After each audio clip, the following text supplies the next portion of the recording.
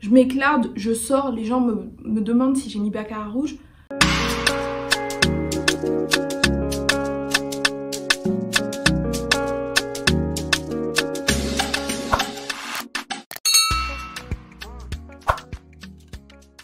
Bonjour à tous, bienvenue ou re-bienvenue sur ma chaîne, je suis Iman et aujourd'hui on se retrouve pour la deuxième partie de la vidéo sur les lancements parfums. Donc je vous ai fait la partie 1 que j'ai postée il y a quelques jours qui est sur les parfums de niche et aujourd'hui on sera sur les parfums designer. Alors avant de commencer par contre je voudrais dire que moi en fait je sais que la distinction entre niche et designer je la fais pas correctement à chaque fois, mais je vais vous dire moi ma différenciation entre les deux. Pour moi niche c'est des parfums, c'est tout ce qui va être collection privée, vraie marque de niche, etc. Donc c'est des parfums qui en général ont des qualités un peu plus recherchées, des ingrédients de meilleure qualité. Et pour beaucoup, même si les ingrédients ne sont pas forcément de meilleure qualité, des prix beaucoup plus importants, dans les 200-300 € comme Tom Ford. Pour le coup, c'est un designer Tom Ford, mais clairement, moi, je vous mets des Tom Ford, je les mets dans la partie niche parce que on est sur des parfums pour 50 ml. En plus là, ils ont augmenté les prix, je crois qu'on est presque à 300 €. Même si, je dois vous avouer que là, j'ai regardé sur Sephora il y a 2-3 jours et je me suis rendu compte que Electric Cherry et Cherry Smoke, les deux lancements là dont j'ai parlé il n'y a pas longtemps, ils sont moins chers que Lost Cherry et Bitter Peach par exemple, qui sont des OG beaucoup plus populaires. Donc je ne sais pas s'ils ont baissé les prix parce que justement les gens se sont plaints, surtout sur ces deux là qui sont pas forcément aussi plébiscités que les autres. Peut-être qu'ils ont décidé de baisser les prix, je ne sais pas, mais en tout cas voilà, pour moi quand je vous dis niche, pour éviter qu'on ait la discussion, quand je dis niche c'est voilà, ces parfums plus chers avec des marques confidentiel, etc. Et quand je parle de parfum designer, ça va être des parfums plus mass market en fait, plus mass appealing. Et là pour le coup, je me suis rendu compte juste avant de commencer cette vidéo qu'il y a une marque que j'aurais dû classer en niche. Pas forcément parce qu'elle est chère, mais plutôt parce que c'est vraiment une marque de parfum, mais que j'ai mis en designer parce que finalement les prix sont un peu moins élevés. Du coup je vais commencer par ça et après en fait vous classez comme vous voulez. L'essentiel c'est que vous ayez l'information sur le lancement du parfum. On y va. Avant de commencer, très important, le nouveau rituel, mettez-moi votre senteur du jour en commentaire. Moi, aujourd'hui, j'ai fait un layering qui est tout nouveau pour moi. C'est la première fois que je le teste, mais là, je l'ai bien depuis 3-4 heures et j'aime bien, j'aime bien. Donc c'est Red Temptation de Zara, donc le dupe baccarat rouge, avec Sweet Diamond Pink Pepper de Kayali, qui est une rose épicée avec du poivre rose aussi, il me semble, que j'aime beaucoup. J'ai acheté ce 10 ml là en 2021, il me semble. Mais je pense que si vous aimez du coup Rose Gourmand de Zara ou Rose Vanille de Mancera, etc. ou Bouquet de Lancôme, vous allez vraiment apprécier celui-là. Et finalement, donc ce layering, j'aime bien parce que j'ai l'impression que le Red Temptation, il améliore la performance de celui-ci. Et je pense qu'en fait, finalement, le baccarat rouge et le Red Temptation, j'entends de plus en plus de gens dire qu'ils le mettent très souvent en base de layering plutôt que tout seul. Parce que je pense que ça va être les notes moléculaires un peu qu'il y a dans baccarat rouge et du coup dans Red Temptation qui permettent en fait de faire tenir le parfum un peu mieux et de le rendre rendre l'autre parfum un peu plus intéressant. Donc en fait c'est une très bonne base de layering celui-ci, comme beaucoup aiment aussi utiliser en layering Vanilla 28 Vanille 28 de Kayali. Baccarat rouge / Red Temptation, c'est une bonne base de layering, donc à vous de tester et surtout n'oubliez pas de me mettre en commentaire votre senteur du jour. Et là on commence vraiment. Le premier parfum dont je vous parlais, c'est de la marque Clean Reserve, qui est une marque clean de parfum qui est américaine. On trouve difficilement en France, à part sur Notino et un autre site que je vous mets très souvent aussi en barre d'infos. Et celui-ci s'appelle Sparkling Sugar. Donc pour moi, c'est un parfum qui va être très féminin, pétillant, joyeux, fruité, un petit peu sucré, mais clean, surtout avec le type d'ingrédients qu'ils utilisent. C'est jamais des parfums très opulents. C'est des parfums très seconde peau, très intimes. Donc ça franchement je vous avoue que j'ai bien envie de l'essayer une fois qu'il sera disponible bien sûr en France. Je vais voir comment mettre la main dessus, mais il m'intéresse vraiment beaucoup parce que moi j'ai déjà le Clean Reserve Skin que j'aime beaucoup. C'est une odeur de peau propre avec il y a un côté praline, je crois qu'il y a du cuir aussi, mais c'est un musqué quoi. Mais je l'aime vraiment beaucoup. Donc là on est sur une nouveauté de la marque. Ils ont vraiment beaucoup de senteurs, mais c'est vrai que celui-là m'intéresse. On passe au suivant. Donc là on est sur le coup sur une collection qui est de Zara. Zara et Jo Malone, une nouvelle collaboration, donc je crois que c'est leur 3e collaboration. Il y a eu celle avec les ingrédients dont est issu Ebony Wood, et il y en a un autre qui est très populaire aussi qui s'appelle Vétiver Pamplemousse. La 2e c'était Vibrant Cities avec Fashionably London, Captivatingly Paris, etc. Boldly Seoul aussi. Et donc là on est sur une collection qui s'appelle Captivating Memories et on a 5 jus. Le premier s'appelle Reflecting Celebrations, le 2e s'appelle Vibrancy Adventures, le 3e s'appelle Unexpected Joy, le 4e s'appelle Warm Freedom et le 5e s'appelle Energy Vibes. Alors moi pour le coup j'ai Warm Freedom qui sent le propre, le frais, il y a un côté coton avec une note de café en fond, un parfum super réconfortant. Moi je trouve que c'est le parfum idéal pour un dimanche cosy à la maison. Et je dirais que dans toute cette collection, le 2e que j'aimerais bien sentir au final, c'est Vibrancy Adventures, parce qu'il a une note de litchi, pomme, citron et cèdre. Donc je me dis pourquoi pas, à voir si peut-être c'est un peu dans la veine de Delina ou pas du tout. Mais de tous les autres, c'est celui-là que j'aimerais bien essayer. Dites-moi si vous avez déjà testé cette collection ou pas, et sinon lequel vous intéresserait. En tout cas, comme je vous dis, moi j'ai Warm Freedom et je l'aime vraiment beaucoup, surtout qu'ils sont à 19 € les parfums, donc et franchement encore une fois moi je trouve que Zara c'est une super marque de parfum, franchement.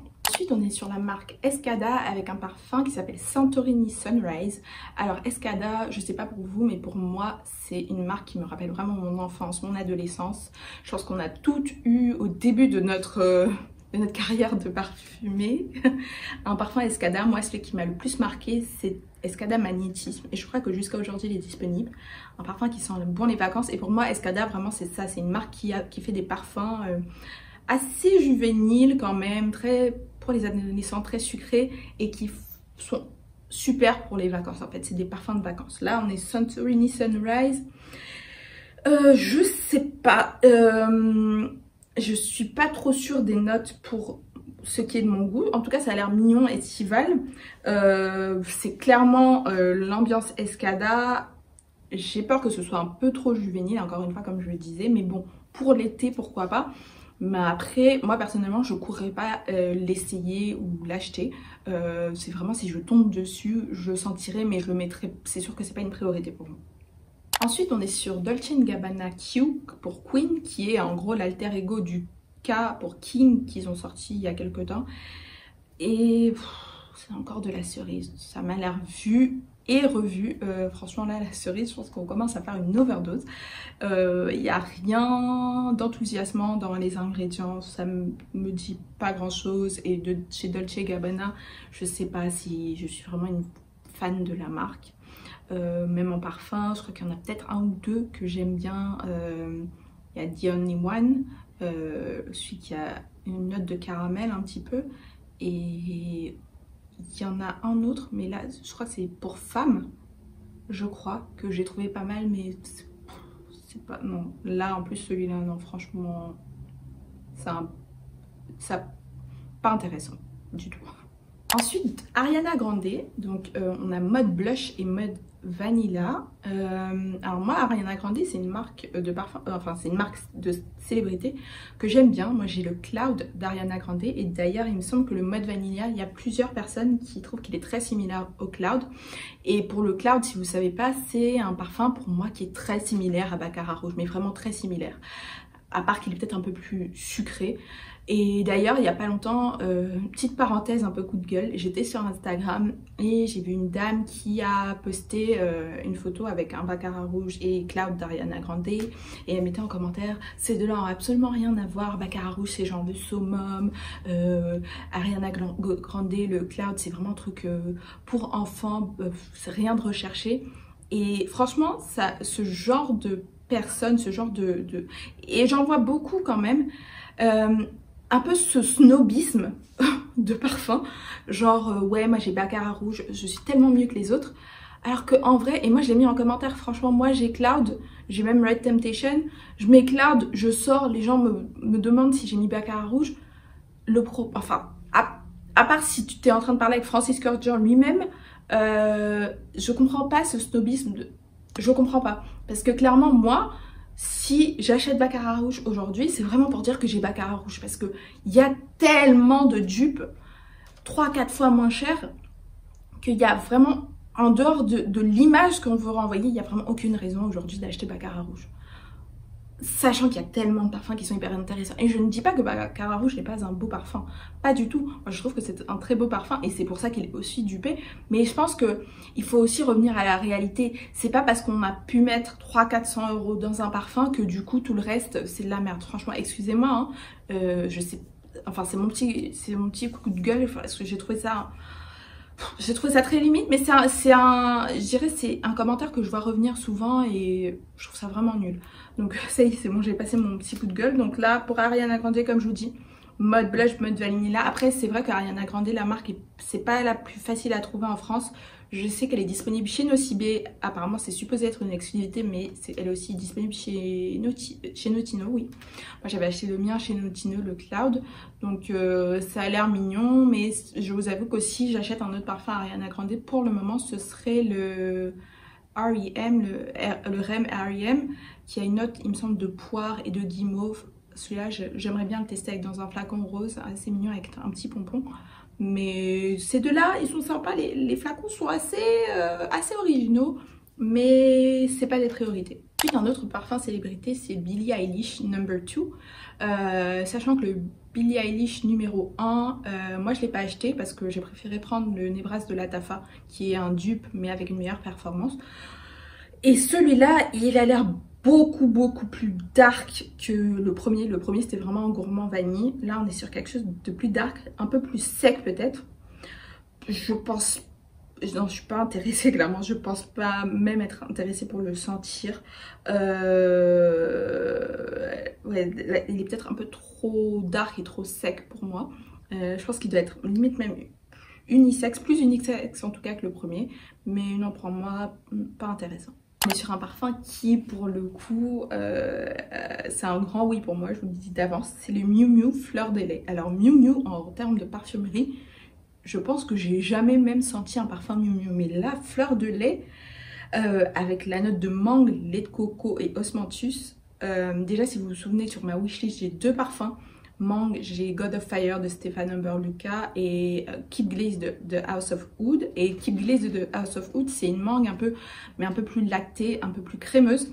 Et là, on est un peu sur cette même ambiance. Et moi, là, juste en lisant les notes, ça me rappelle un peu le Sticky Rice. Je sais pas si vous voyez ce que c'est, le Sticky Rice avec de la mangue. C'est un dessert thaïlandais, il me semble. En tout cas, moi, je le mangeais au restaurant thaïlandais. Quand j'habitais en Chine, il y avait un resto thaïlandais juste en face de chez moi. Je pouvais en manger tous les jours. Vous avez le Sticky Rice avec du lait de coco et de la mangue. C'est un pur délice et j'ai l'impression que c'est un peu ça que je vais retrouver en parfum. Donc ça, c'est un gros oui pour moi. J'ai vraiment hâte de pouvoir le tester, franchement. Et s'il me plaît autant, je suis même capable de l'acheter et peut-être de laisser de House of Wood. À voir, je vais tester les deux et voir s'ils sont vraiment similaires. Je pense que je vais partir sur Miu Miu. Et le dernier parfum qui est un pur lancement, une pure nouveauté, designer, mais là... J'ai dit designer, mais en fait c'est un parfum moyen-oriental, donc peut-être que j'aurais dû le mettre d'ailleurs en niche. C'est Yara Moi de Lattafa. Alors, clairement, je suis encore trop baptisée du Yara normal, que j'ai acheté il y a plusieurs mois, il me semble au mois de septembre-octobre, je sais plus exactement. Est-ce que hyper hypé à l'époque, uniquement sur les réseaux sociaux nigérians, sur la communauté parfum du Nigeria, mais maintenant il est partout, je vois, partout, toutes les grosses tiktokeuses, youtubeuses parfum, elles en parlent, et moi c'était une grosse déception. Là on est sur quelque chose de différent, mais je suis encore un petit peu trop baptisée de Yara et de l'ambiance, donc je pense que pour le moment je vais passer. Alors là on passe sur les flankers et là il y en a vraiment beaucoup, je pense qu'il y en a une bonne vingtaine aujourd'hui. Le premier c'est Zadig & Voltaire This Is Her Undressed, donc un flanker de This Is Her. This Is Her c'est un parfum qui est assez crémeux de ce que j'ai pu lire et moi franchement j'aimerais bien le tester. Mais là j'ai l'impression qu'on est vraiment sur une version estivale mais qui n'est pas forcément très proche. J'ai l'impression qu'on est sur un musqué un peu chaud et épicé. Il y a du gingembre, tout ça. À vrai dire, je sais pas si je serais vraiment intéressée pour le tester, ça m'évoque rien, donc non. En tout cas pour le Undressed, pour le This Is Her normal, pourquoi pas, mais le This Is Her Undressed, non merci. Ensuite, on a Valentino Donna Born in Roma Intense. Alors moi j'ai le Donna Born in Roma normal. Et là, je dois vous avouer que je suis pas certaine de cette version intense. Parce que j'ai l'impression que c'est un Donna Born in Roma, mais plus dark, moins girly, moins fruité. Sachant que moi, quand j'ai acheté mon Born in Roma et que je l'ai mis pour la première fois, j'étais un peu surprise parce que je l'ai trouvé un peu masculin. Il est très boisé. Donc au début, j'étais genre... pourquoi tout le monde trouve qu'il est hyper girly et tout, alors que c'est un boisé, c'est limite masculin. Et là, on a enlevé tout le côté fruité. Donc j'ai peur qu'on tombe vraiment sur quelque chose de trop sombre, de pas fruité et donc de beaucoup moins féminin. Et bon, j'ai entendu des retours mitigés sur les deux, sur celui-là, pardon. Donc pour moi, pour le moment, non, surtout que j'ai le Born in Roma normal. Qui fait l'affaire au final, que j'aime beaucoup. Donc le Born in Roma intense pour moi, le flacon est très beau, mais non. Ensuite, on a de chez Givenchy Irrésistible Rose Velvet. Donc clairement, j'ai Irrésistible l'eau de toilette, que j'essaie à tout prix de terminer au plus vite, parce qu'en fait, moi, celui qui me plaît vraiment, c'est l'eau de toilette fraîche. Donc là, ils sont à 4 flankers finalement, avec ce rose velvet là. J'ai l'impression que c'est irrésistible en un peu plus poudré et floral, sachant que moi j'ai pas vraiment aimé le côté floral de Irrésistible le parfum, donc je pense que là encore je vais devoir passer, surtout que ma priorité c'est vraiment l'eau de toilette fraîche.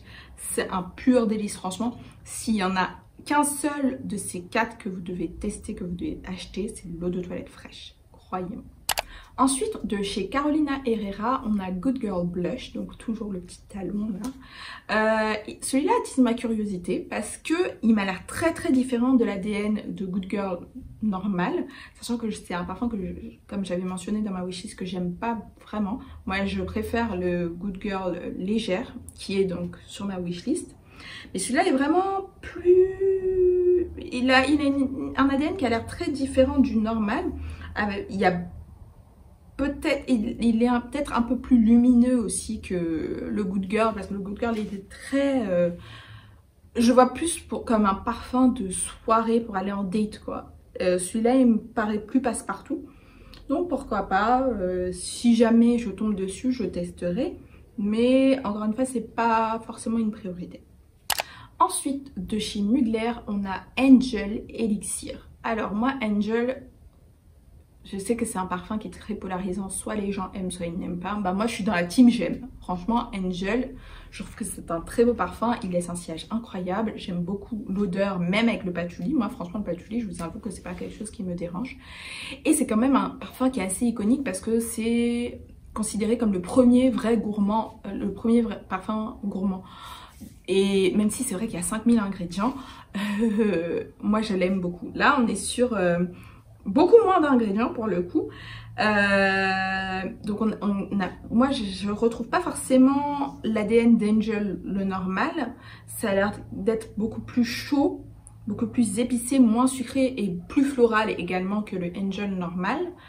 Et pour le coup, j'ai vu une ou deux revues, notamment celle de Paulina Char, je vous mettrai la vidéo, où elle disait qu'en fait, elle l'a acheté et elle disait qu'il ressemblait à Black Opium. Alors, le truc c'est que moi j'aime beaucoup Black Opium. Je comprends pas le Black Opium Slender. Je pense qu'un jour je ferai une vidéo comme ça. Il y a beaucoup de parfums que les gens sabotent comme ça, que je ne comprends pas. Là, Black Opium pour moi c'est un iconique. Il est incroyable, moi je l'aime beaucoup. Et il me rappelle, je mettais en 2015-2016, en fait je le prenais à ma soeur. Je sais pas si elle le sait, ouais, elle le saura aujourd'hui, voilà. Et moi je l'aime beaucoup franchement Black Opium. Donc s'il est similaire à Black Opium, pourquoi pas, mais pour le coup je préférais avoir le Angel normal avec cet ADN et le Black Opium normal, quoi. Voilà. En parlant de Black Opium, ils nous ont lancé Black Opium, le parfum avec 4 vanilles. Alors quand j'ai vu 4 vanilles, j'ai dit Iman, ça c'est pour toi. Donc c'est pour ça d'ailleurs que j'ai mis dans ma wishlist. Mais les retours que j'ai eu, les gens sont pas emballés. Il y en a beaucoup qui trouvent qu'il est trop différent du Black Opium normal pour être considéré comme un flanker de Black Opium. Après, je peux comprendre, hein, parce que Black Opium, malgré tout, je pense que c'est un des parfums qui est les plus populaires au monde. Et surtout, les gens disent que les hommes aiment beaucoup Black Opium. Donc, mesdames, vous savez ce qu'il vous reste à faire. Même si je rigole, en vrai, moi, je mets du parfum pour moi d'abord. Mais malgré tout, je suis quand même intriguée et ouais, définitivement, je vais le tester parce que Black Opium, j'aime beaucoup. Et la 4 vanille, c'est dans la poche normalement pour moi. Ensuite, de chez Marc Jacobs, on a la collection Daisy Paradise. C'est une collection avec 3 parfums. Pour moi, c'est la confusion totale, les parfums Marc Jacobs. Je pense qu'ils ont vraiment trop de flankers, mais vraiment trop. Là, rien que sur la collection Daisy, je pense qu'on doit avoir au moins 30 flankers de Daisy. C'est... Non, pour moi, c'est trop. Ça manque d'intérêt, en fait. Et je trouve même que ça manque de créativité. Donc non, ça, clairement, je suis pas du tout intéressée. Mais pas du tout. Peut-être qu'ils sont très beaux, hein, mais non. Ensuite, on est sur Guerlain, la petite robe noire Cherry. Encore de la cerise. Encore de la cerise. La petite robe noire normale, je vous avoue que je ne l'avais jamais senti. J'ai senti pour la première fois il y a une semaine. Et en fait, il ressemble à Lolita Lempicka. En fait, c'est Lolita Lempicka avec peut-être un petit côté un peu plus poudré. Mais c'est Lolita Lempicka. Donc voilà, j'étais un peu déçue. Quand même, pour un parfum aussi hypé, de reprendre exactement Lolita Lempicka qui est un iconique. Moi, c'est un de mes préférés. Il est très beau, Lolita Lempicka, mais bon. Et là, de nous rajouter de la cerise, encore, franchement, non, là, je suis pas intéressée. C'est vraiment le manque d'imagination, là, les gars. Il faut se ressaisir. Il faut nous lâcher la cerise, là, maintenant. Là, ça devient trop. Ensuite, de chez Paco Rabanne, on a Olympia Floral. Alors, moi, en général, les Olympia, je les aime pas du tout. Je sais pas, j'en ai testé plusieurs, je ne les aime pas. Désolée de dire ça, mais sur moi en tout cas, sur ma peau, ils font un peu pipi de chat. Je sais pas si c'est la note salée. J'ai l'impression que la note de sel en parfum, pour moi, ça passe pas du tout. J'ai remarqué qu'il y a 2-3 parfums comme ça qui ont une note de sel et ça me convient pas du tout. Mais là, pour le coup, j'ai l'impression qu'il est peut-être un peu plus intéressant que les autres Olympia parce que un peu plus fruité, un peu plus léger, un peu plus solaire. Donc je pourrais essayer. J'avoue que cette note de sorbet, ça me paraît intéressant. Donc ouais, de tous les Olympia, pour le moment, je pense que c'est celui-là qui pourrait être le plus intéressant selon moi. Ensuite, de Hugo Boss, on a The Scent for Her Magnetic. Hyper long le nom, mais voilà, vous voulez flankeriser, vous nous faites des noms à rallonge, on peut plus écrire. Enfin bon, non, ça m'a l'air mignon, mais ça n'attire pas du tout mon attention celui-là. Je sais pas, j'ai même jamais senti le premier. J'ai jamais entendu de retour en particulier dessus, donc non, celui-là, non. Ensuite, de chez Lancôme, on a la Nuit Trésor Fleur de Nuit. Comme vous savez, moi j'ai un flanker, j'ai un dupe de la Nuit Trésor normale qui s'appelle Jazab Gold, qui fait genre qui est 2 fois moins cher, donc c'est sûr la Nuit Trésor, je l'aime beaucoup. Là, je vous avoue que je suis intriguée, surtout par cette note de macchiato et ces notes macchiato et crème fouettée. Est-ce que vous voulez me dire qu'en fait on a pris la Nuit Trésor, on a enlevé la note de chocolat et on a mis une note macchiato genre Starbucks? Je suis à l'écoute, je reste à l'écoute, ça m'a l'air, ma foi, très intéressant. Et là, je vous avoue que là, depuis plusieurs minutes maintenant, c'est peut-être le premier qui a vraiment mon intérêt. Ensuite, de chez Giorgio Armani, on a My Way le parfum. Sachant que moi j'ai essayé plusieurs My Way, le normal, l'intense et le floral, et que finalement c'est le floral que j'aime le plus. J'ai trouvé plus pétillant, plus intéressant, plus aérien, plus fruité, un peu plus girly. L'intense, je pense qu'il faut que je le reteste parce qu'il y a quand même une note de vanille et moi je suis une fan de vanille. Et surtout en fait à l'époque où j'ai testé, j'étais pas du tout intéressée par la tubéreuse. C'était une note qui me déplaisait vraiment beaucoup. Là, sur le My Way, le parfum, on est sur quelque chose d'un peu plus intense, plus boisé et plus poudré que le normal. Donc à voir. Après, oui, ça paraît intéressant, mais ouais, c'est à tester. C'est à tester parce que de toute façon, My Way, c'est clairement une collection qui marche très très bien chez Giorgio Armani. Ensuite, de chez Marc Jacobs, on a Perfect eau de toilette. Alors là, encore une fois, chez Marc Jacobs, on fait combien de flankers? Parce que je pense que Perfect, ils en ont plein des flankers aussi. Donc non, non, je suis pas intéressée. Je pense que ça fait trop de flankers. Il faut peut-être se renouveler là. Et en fait, je pense qu'il y a un truc qui me gêne aussi beaucoup dans les parfums Marc Jacobs, malgré tout, c'est ces capuchons qui sont sur leur flacon là. C'est mignon 5 minutes, mais non quoi, non. En tout cas, moi j'aime pas. Ensuite, de chez Montblanc, on a Signature Absolue. Et là, comme ça, d'entrée de jeu, comme pour le Yara moi, je vais devoir passer. Parce que je suis encore traumatisée du Signature normal que j'ai et qui est très similaire du coup au Yara. Et ouais, je suis pas encore passée au-dessus de celui-là. Donc pour le moment, même s'il a l'air très différent, je vais passer. Ensuite, de chez Cacharel, on a Yes I Am Bloom Up. Ah oui, donc dans Yes I Am, il y a aussi beaucoup de flankers. Je pense que là, on doit être bien au 4 ou au 5e. Et je dois vous avouer que moi, Cacharel, c'est une marque que je trouve vraiment sous-cotée. Parce que je me souviens, un de mes premiers parfums, c'était Amor Amor, qui est le rouge là, comme ça, super mignon. Et surtout, les parfums Cacharel, ils sont vraiment pas chers. Et ceux de la ligne Yes I Am, il y en a plusieurs qui sont vraiment très très très beaux. Mais vraiment, je sais qu'il y a Yes I Am Delicious et je crois que l'autre c'est Yes I Am Glamorous. Ces deux-là sont les deux que je préfère. C'est les deux d'ailleurs qui sont dans des flacons un peu beige rosé. Et je les aime vraiment beaucoup. Donc là, pourquoi pas, ça me paraît sympathique. Oui, les flacons sont pas raffinés, mais si on a une belle senteur, moi je suis partante pour avoir un flacon un peu kitsch. Pourquoi pas, mais franchement Cacharel, je trouve que c'est une marque qui est vraiment très très sous-cotée parce qu'ils ont vraiment des belles choses, surtout dans la gamme Yes I Am. Ensuite, de chez Nina Ricci, on a Nina Nature. Donc j'ai l'impression que c'est un parfum qui est très frais avec un focus sur la pomme Granny Smith et je trouve ça hyper intéressant parce que la pomme en parfum, moi c'est une note que j'aime bien. Et là, on a un côté vanille, musc blanc aussi, donc ça me parle. Après, muguet, j'avoue que muguet, c'est pas forcément ma note préférée. Mais ça peut être super intéressant pour le printemps-été. Après, le seul bémol que j'aimais sur celui-ci en particulier, mais même s'il y a beaucoup de parfums sur lesquels j'ai lu les descriptions, il commence à nous faire un peu beaucoup de greenwashing au niveau du marketing. Peut-être s'arrêter. On n'est pas des gamins, on voit clairement que tout n'est pas green. Ensuite, de chez Narciso, on a For Her Forever. Alors ça, apparemment, c'est un parfum qui célèbre les 20 ans de la collection For Her de Narciso. Donc c'est ces bouteilles qui sont fines, allongées comme ça. Moi, j'ai un flanker de cette collection qui c'est Musk Noir Rose. Ouais, Musk Noir Rose For Her. Et je trouve que c'est vraiment une beauté. Il est absolument incroyable. Ce parfum, c'est de la magie en flacon. Il est sublime.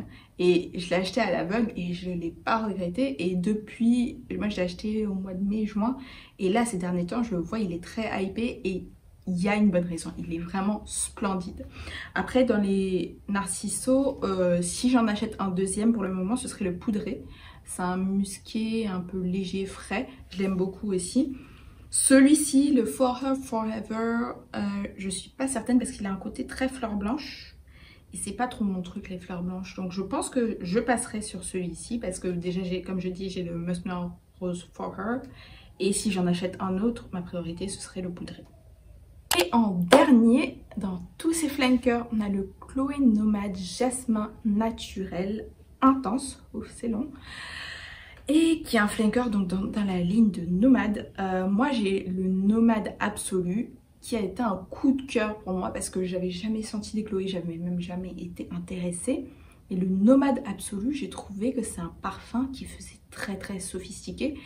Et le truc qui m'a vraiment attirée vers celui-ci, c'est que il est hyper différent de tout ce que j'ai et des parfums que j'aime en général qui sont les gourmands. Là on est sur quelque chose de frais, un peu terreux, il y a une note de mousse de chêne, il me semble limite masculin et en tout cas très unisexe, mais hyper classe. Et là sur celui-là, je vous avoue que je suis intéressée parce qu'il a peut-être un côté un peu plus pétillant, un peu plus solaire, un peu plus fruité aussi. On a de la mirabelle, de la poire et de la date. Là vraiment je vous avoue que de la date dans un parfum, j'en ai peut-être vu un seul qui est Jardin de Misfa, de la marque Une Mine Nomade, que je vois en boucle sur YouTube en ce moment. Je crois que c'est le seul, et il y en a peut-être un autre de House of Wood aussi avec une note de date.